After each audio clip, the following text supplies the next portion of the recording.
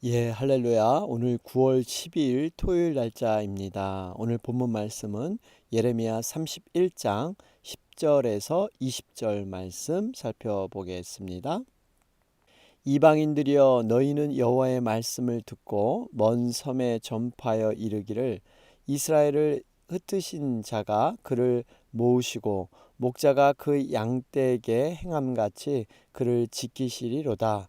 여호와께서 야곱을 구원하시되 그들보다 강한 자의 손에서 속량하셨으니 그들이 와서 시온의 높은 곳에서 찬송하며 여호와의 복 곧 곡식과 새 포도주와 기름과 어린 양의 떼와 소의 떼를 얻고 크게 기뻐하리라. 그 심령은 물된 동산 같겠고 다시는 근심이 없으리로다 할지어다.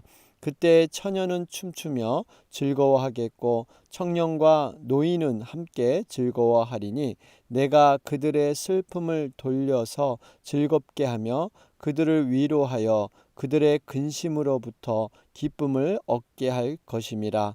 내가 기름으로 제사장들의 마음을 흡족하게 하며 내 복으로 내 백성을 만족하게 하리라. 여호와의 말씀이니라. 여호와께서 이와 같이 말씀하시니라.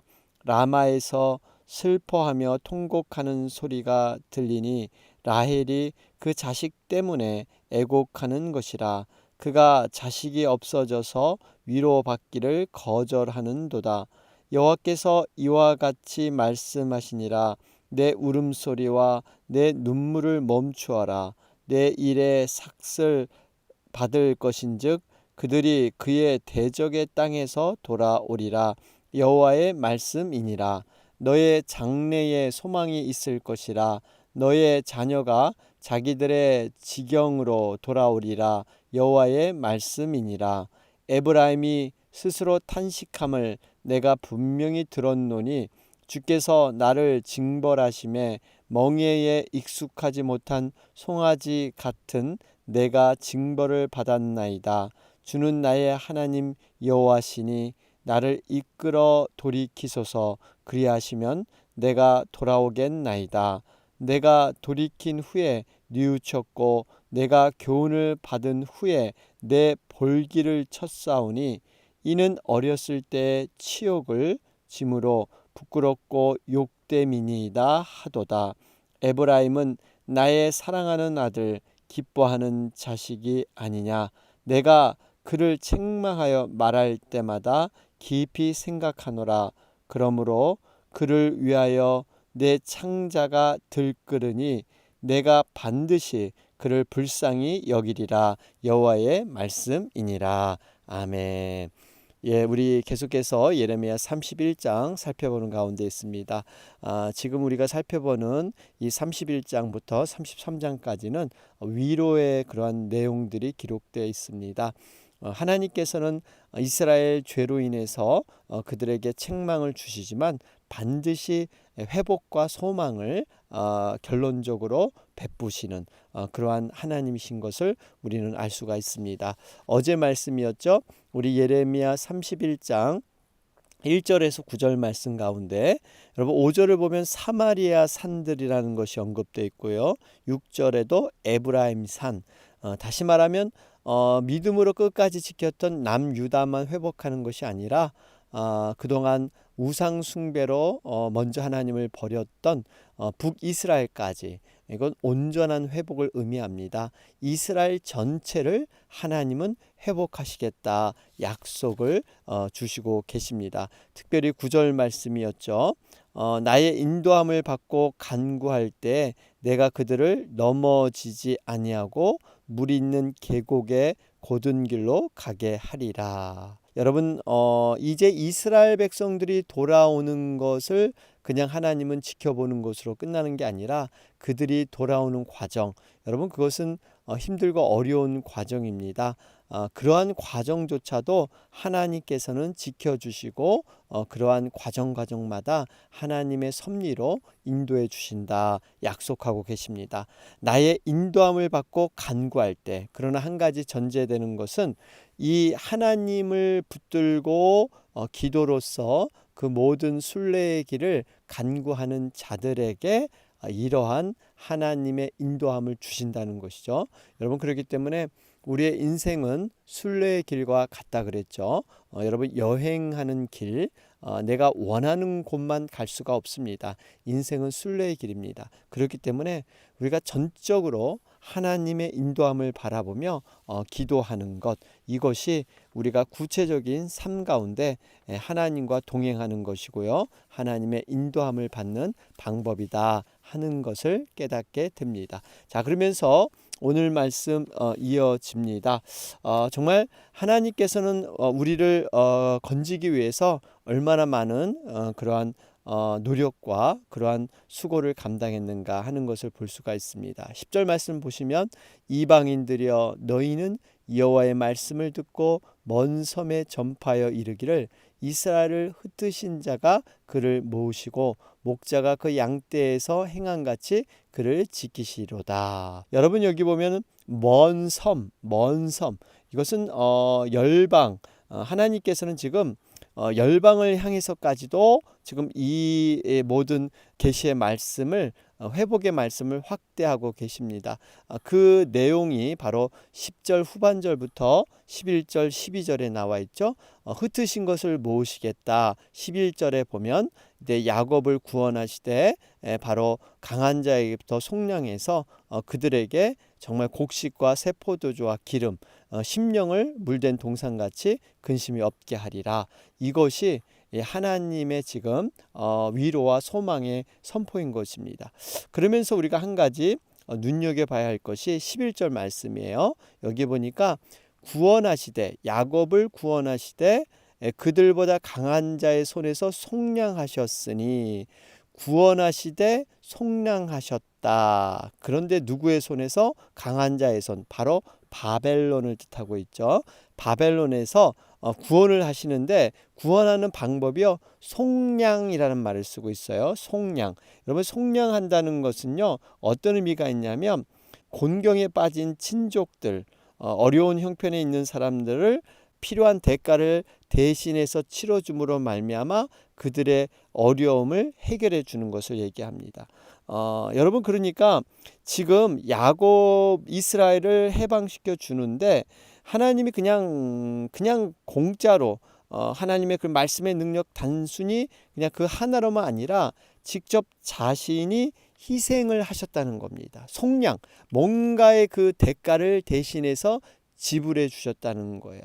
그래서 여러분, 노예들을 해방시킬 때 속전이라는 게 있죠. 돈을 지불함으로 말미암아 노예에게 자유를 주는 것. 사실 지금 하나님의 입장에서 이스라엘 백성들을 위해서 이렇게 대가를 지불해야 될 이유가 있을까요? 없습니다. 왜냐하면 이스라엘이 스스로 하나님과 언약을 파괴하고 스스로 죄의 노예가 돼서 바벨론에 지금 이렇게 팔려간 것이잖아요. 사실 더군다나 바벨론은 이 지금 하나님의 소유된 백성들을 뺏어갔습니다. 그걸 강탈해 갔어요. 이런 상황에서 하나님이 사실 이렇게 값을 지불해야 될 아무 이유가 없습니다. 그럼에도 불구하고 하나님은 이렇게 속량하셨다, 이렇게 말씀하시죠. 이것을 우리가 이제 좀 더 영적으로 적용을 해보면, 물론 이것은 이스라엘 백성들의 회복을 1차적으로 예언한 말씀이죠. 그러면서 한 가지는 바로 오늘 우리에게 사는 신도들에게 주시는 말씀입니다. 예수 그리스도의 십자가의 그 희생, 그 속전, 보혈의 그 정말 값을 통해서 우리가 죄의 종노릇했던 모든 것에서 해방될 것을 지금 말씀하고 있는 것입니다. 바벨론은 마치 죄의 본산인 사단의 세력과 같은 것이죠. 이것을 하나님께서 바로 예수님을 통해서 이렇게 대신 희생하게 함으로 말미암아, 대가를 치르게 함으로 말미암아 우리를 영원한 생명으로 구원시킨 줄로 믿습니다. 그래서 구원받은 자들은 이제 어떻게 살아야 될 것이냐? 죄의 세력, 다시 또 바벨론의 포로로 이렇게 들어가는 이런 일이 없어야 됩니다. 뿐만 아니라 불의의 병기로 우리의 남은 인생을 사용할 것이 아니라 의의 병기, 하나님이 원하시고 기뻐하는 삶으로 우리는 살아가야 될 줄로 믿습니다. 자, 그러면서 여러분 12절 말씀을 보시면 구원하시고 속량하시되 이렇게 그냥 죄에서 해방하는 것으로 끝나느냐? 그렇지 않습니다. 분명히 예수님은 이 땅에 오시는 목적이 너희를 구원하고 또한 그 생명을 풍성케 하기 위해서, 그러니까 구원하는 것으로 끝난 게 아니라 우리의 삶을 풍성케 하기 위해서 이 땅에 오셨다. 여러분 12절 말씀을 보면요, 여기 보니까 여호와의 복 곧 곡식과 새 포도주와 기름과 어린 양의 떼와 소의 떼를 얻고 크게 기뻐하리라. 그 심령은 물된 동상 같겠고 다시는 근심이 없으리로다 할지어다. 여러분 정말 하나님께서는요, 우리를 단순히 그냥 구원하는 것으로 끝내지 않고 여기 보니까 곡식과 새 포도주와 기름과 어린 양의 떼와 소의 떼, 이것은 그 당시 이스라엘의 주 산물로 쓰이는 것이죠. 결국 이것은 하나님께서 베푸신 다양한 복을 의미합니다. 이런 다양한 복을 통해서 하나님께서 그 심령은 물된 동산 같겠고 그래요. 여러분 한번 생각해 보세요. 물된 동산 같다. 마르지 않는 물이 항상 공급되는 것이죠. 우리 시편 말씀처럼 물가에 심기운 나무는요, 시절을 쫓아 때를 따라서 열매를 맺게 됩니다. 항상 물이 마르지 않은 교회. 그래서 물된 동산교회 이렇게 교회 이름을 짓기도 하는데요. 여러분 이렇게 생명이 풍성케 되는 역사들, 이것을 반드시 하나님은 이끌어 주신다는 겁니다. 그러면서 한 가지 우리가 또 눈여겨봐야 할 것이 그 심령은 물된 동산 같겠고, 여러분 우리가 인생을 살아갈 때 정말 이 물된 동산과 같은 마르지 않는 늘 평안과 기쁨과 감사가 있는 그러한 상태는 어디에 있느냐? 바로 하나님 안에 그 답이 있는 줄로 믿습니다. 세상 것을 아무리 많이 소유하고 성취해도 여러분 하나님의 자리가 있습니다. 그것이 채워지지 않으면 공허하고 허탈할 수밖에 없습니다. 여러분 그렇기 때문에 하나님의 자리로 우리가 채워질 때 우리의 심령은 정말 물된 동산과 같은 그런 기쁨의 심령이 될 줄로 믿습니다. 하나님께서 공급해 주시는 영육간의 복, 여러분 이것이 우리의 가장 큰 복이다. 세속적인 것, 세상적인 것은요, 잠시 왔다 갈 수 있는 것이고요, 조건과 환경에 따라 능히 바뀔 수 있기 때문에 우리가 영원하지 않는 것, 이것을 구별해서 정말 복으로 여겨야 될 줄로 믿습니다. 이런 가운데 여러분 이 14절에도 이렇게 기름으로 제사장들의 마음을 흡족하게 하며, 여러분 기름이라는 것은 하나님 앞에 구별되어 드리는 것이죠. 이러한 것을 통해서 늘 풍족한 하나님의 영적인 기름, 성령의 충만한 기름을 통해서 제사장의 마음을 흡족해 하는 건요, 예배가 항상 하나님의 제사가 이렇게 만족하게, 하나님도 만족하고 이 드리는 모든 사람들이 만족하는 이러한 아름다움이 바로 회복될 것이다. 그리고 근심이 다시는 없어질 것이다. 여러분 이것이 하나님께서 우리에게 주시는 궁극적인 그러한 메시지인 줄로 믿습니다. 그러면서 15절부터 17절 말씀을 보면 지금 이들이 사실 이렇게 그 바벨론 포로 생활을 통해서 이런 슬픔이 있었다는 거예요. 현실은 이렇다는 겁니다. 여기 보니까 15절, 라마에서 슬퍼하며 통곡하는 소리가 들리니 라헬이 그 자식 때문에 애곡하는 것이라. 그가 자식이 없어져서 위로받기를 거절하는도다. 그러죠. 여러분 라헬은 야곱의 네 아내 가운데 가장 사랑을 받았던 둘째 부인이죠. 여러분 레아와 라헬 또 그의 종들 두 명이 이 야곱의 아내로 기록되어 있습니다. 그런데 이렇게 라마를 등장시킨 이유는요, 이 라마는 사실 이 라헬의 무덤이 있던 곳이 바로 라마를 상징하고 있죠.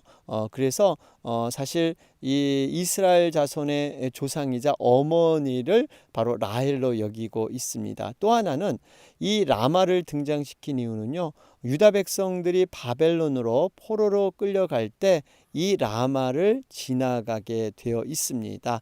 그렇기 때문에 이 두 가지 이유, 정말 이 라헬이 자식 때문에 애곡을 합니다. 그런데 사람들이 위로를 해도 위로가 안 될 정도로 이렇게 깊은 절망 가운데 빠지는 것, 바로 이것이 이스라엘이 겪어야 될 질고 절망의 모습이죠. 이것이 바로 바벨론의 70년간의 포로 생활이었습니다. 이만큼 여러분 생각해 보세요. 정말 훌륭한 그런 자녀가 이렇게 갑자기 어려움을 당해서 없어졌다. 그랬을 때 그 받는 그 절망감, 지금 이스라엘 백성들이 영적으로 이러한 절망감을 지금 그들이 느끼고 있다는 거예요. 인생의 질고 인생의 절망이 있습니다. 그런데 16절 17절 말씀을 보면요, 여호와께서 이와 같이 말씀하시니라, 내 울음소리와 내 눈물을 멈추어라. 여러분, 정말 근데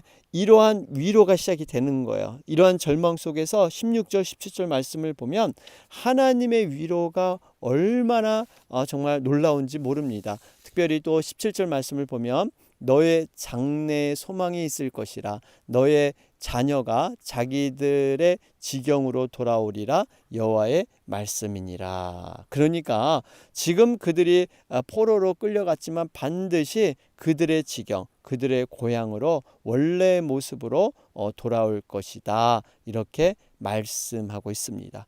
여기서 다시 한번 우리가 말씀드리지만 바로 이 바벨론, 이것은 하나님의 심판으로 포로로 끌려갈 수밖에 없는 이런 죄악된 세상, 이러한 범죄함에 잡혀 있다가 모든 것이 이제 하나님의 백성으로 다시 돌아올 것이다, 이 회복에 대해서 말씀하고 있습니다. 여러분, 우리의 인생 가운데 죄의 질고를 피할 수가 없습니다. 육신은 정말 마음은 원이로되 육신이 약해서 우리는 죄에 넘어지는 경우가 많이 있습니다. 인생 가운데 이런 죄의 질고들 슬퍼하며 절망할 수밖에 없지만 우리가 늘 구원의 소망이 하나님의 은혜와 말씀 가운데 있다는 거예요. 이것을 바라보는 자마다, 이 노뱀을 바라보는 자마다 여러분 십자가의 그 긍휼이 우리의 삶을 인도해 주실 줄로 믿습니다. 회복하시고 소망을 허락하여 주십니다. 자, 그러면서 바로 이 15절 17절 지금처럼 이렇게 애곡하고 통곡할 수 없는 그런 어미의 위로, 그런 가운데 어미에게 위로해 줬던 이런 말씀을 주시면서 이제 18절부터 20절 말씀은 회개하는 선민에게 자비를 보장하는 이러한 귀한 이 약속을 주시는 것이죠. 하나님께서 회개하는 자들을 반드시 일으키고 돌이켜 세우신다. 18절에 보면 에브라임이라고 나와 있죠. 이것은 이스라엘 그 백성 전체를 뜻하고 있습니다. 에브라임이 징계를 받기 전에는 몰랐다는 거예요. 그런데 징계를 당하고 나니까 그제서야 깨닫고 자신이 저지른 죄악이 얼마나 부끄러운가 하는 것을 깨달았다는 것입니다. 그게 바로 18절의 고백이지 않습니까? 내가 징벌을 받았나이다. 주는 나의 하나님 여호와시니 나를 이끌어 돌이키소서. 그리하시면 내가 돌아오겠나이다. 이제 깨달은 거예요. 깨달으면서 19절에 진정한 회개를 하기 시작하죠. 내가 돌이킨 후에 뉘우쳤고 내가 교훈을 받은 후에 내 볼기를 쳤사오니. 그러죠? 여러분, 볼기를 쳤다라는 건요, 넓적다리를 의미하는데, 그 당시에는 자기가 어떠한 잘못을 이렇게 깨달으면요, 스스로 어떠한 고통과 고난을 통해서 애도하면서 그 죄에 대한 잘못을 뉘우치는 것, 이것이 이제 볼기를 치는 그 당시 관습이 있었습니다. 이러한 정말 자신의 깊은 이러한 절망감 가운데 회개하는 것, 이랬을 때 과연 하나님의 마음은 어떠했나? 여러분, 이게 중요합니다. 우리가 믿는 자가 진정으로 하나님 앞에 잘못을 고백하며 회개하면요, 하나님께서는 모든 그 징계를 정말 다 걷어주시고 다시 한번 사랑과 긍휼로 이렇게 베풀어 주시는, 여러분, 이러한 하나님의 마음을 우리는 알아야 합니다. 20절에 보면 에브라임아 나의 사랑하는 아들 기뻐하는 자식이 아니냐, 내가 그를 책망하여 말할 때마다 깊이 생각하노라. 그러므로 그를 위하여 내 창자가 들끓으니 내가 반드시 그를 불쌍히 여기리라. 여호와의 말씀이니라. 여러분, 이 말씀 어떻게 정말 하나님의 마음이 좀 느껴지시는지 모르겠어요. 정말 이 하나님께서 어떤 마음이냐면, 지금 자식이 자기가 잘못했다고 자기 볼기를 치면서 이렇게 회개하니까 이제 그것을 지켜본 그 부모의 마음, 여기 보니까 그를 위하여 내 창자가 들끓으니, 여러분, 창자가 들끓는다, 우리말로 보면 뭐 애간장이 탄다 그러죠. 애간장이 녹는다, 내 창자가 끊어질 것 같아. 여러분, 자식이 고통을 당할 때 부모의 마음이 바로 이거잖아요. 자식이 어떤 아픔을 겪을 때 차라리 내가 대신 아파주고 싶은 마음, 자기 자신이 아픈 것보다 더 마음이 아픈 것, 여러분, 이것이 부모의 마음이지 않겠습니까? 그러면서 정말 이 자식에 대한 사랑, 그래서 이 나의 사랑하는 아들아 기뻐하는 자식이 아니냐, 정말 너가 어떤 아들이 아니냐, 어떤 자식인데, 그러면서 이렇게 불쌍히 여기는 마음. 여러분, 우리는 분명히 알아야 합니다. 하나님께서 우리에게 징계를 주시고 때로는 사랑의 채찍을 주시는 것, 이것은 우리를 사랑하시기 때문에 그렇다는 거예요. 관심이 없다면 이것조차도 안 하십니다. 여러분, 하나님의 그 징계가 없으면 사생자라 그러잖아요. 고아처럼 버려준 사람이다. 하나님이 정말 자녀이기 때문에 여러분 이렇게 사랑을, 여러분, 사랑의 속성은 우리가 다시 말하지만 그저 모든 것 허물 다 덮어주는 것, 이것으로 끝나지 않습니다. 사랑은 진리와 함께 기뻐하고요, 불의와 타협하지 않는 것이 사랑입니다. 그러니까 사랑은 분명히 잘못했을 때 그 잘못에 대해서 분명히 인식시켜주고 그것을 회개하게끔 해서 다시 한번 하나님의 관계, 막힘없는 관계로 돌아오게 하는 것, 여러분, 이것이 하나님의 사랑입니다. 잠언 13장 24절은 말하죠. 매를 아끼는 자는 그의 자식을 미워함이라, 자식을 사랑하는 자는 근실히 징계하느니라. 이거예요. 사랑하기 때문에 정말 그 징계, 참된 하나님의 말씀으로 그 영혼을 이렇게 때리는 것이죠. 움직이게 하는 거예요. 사랑하기 때문에. 여러분, 부모의 마음, 정말 사랑하기 때문에 자녀에게 매를 들게 되죠. 근데 매를 맞는 자녀보다 매를 가지고 때리는 부모의 마음이 더 아프고 찢어지는다는 사실입니다. 여러분, 이것이 부모인 거예요. 이게 바로 하나님의 사랑인 것입니다. 우리가 정말 이러한 하나님의 사랑됨을 알고 말씀 안에서 정말 이 진정으로 사랑할 때 그 목자의 심정은요, 말씀으로 권면해서 그 영혼이 바로 서게 하는 것, 그냥 못 본 채 지나가는 게 아니라 그 영혼을 위해서 기도하면서 그 영혼의 정말 위익한 부분들을 일으켜 세워서 하나님의 놀라우신 그런 빛으로 인도하게 하는 것, 여러분, 이것이 어떻게 보면 목자의 그런 역할이지 않겠습니까? 오늘 말씀 정리해 보면 책망하는 사랑, 회복시키는 사랑. 우리가 사랑은 이렇게 책망하는 것도 있지만 결국에는 회복을 위해서 이렇게 책망을 하는 것이죠. 이것이 바로 하나님의 사랑이다 하는 것을 깨닫게 됩니다. 자, 오늘 토요일 날짜입니다. 여러 가지로 환경이 지금 어려운 가운데 있지만요, 우리가 그 안 보이는 희미한 환경 속에서도 하나님께서는 끊임없이 일하고 계십니다. 우리 뿌연 그러한 안개 너머로, 연기 너머로도 하나님은 반드시 지금도 신실하시게 이 모든 것을 통해서 회복시키시고 소망 가운데 두시기 위해서 모든 그러한 어려움도 허락하시는 줄로 믿습니다. 우리가 신실하신 하나님을 붙들고 나가기 원합니다. 내일은 특별히 복된 날입니다. 우리 예배하는 복된 주일인데요. 우리의 마음과 정성을 다해서 하나님 앞에 예배할 수 있도록 우리가 그 마음을 올려드릴 수 있도록 우리 예배를 위해서 여러분 간절히 기도해 주시기 바랍니다. 우리 다 같이 기도드리겠습니다.